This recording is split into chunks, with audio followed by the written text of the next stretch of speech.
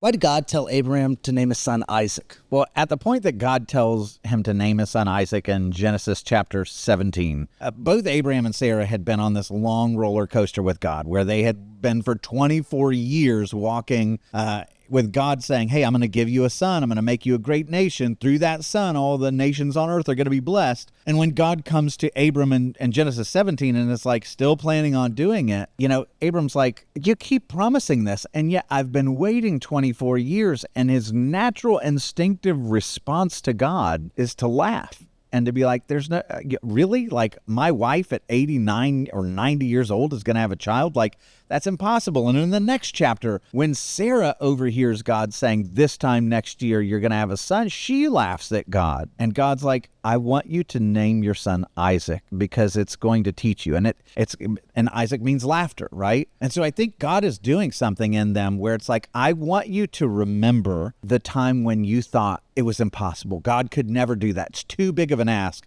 And every time you look at your son, I want you to remember the time you thought it was too big for me to do. And remember that there's nothing too big for me to do.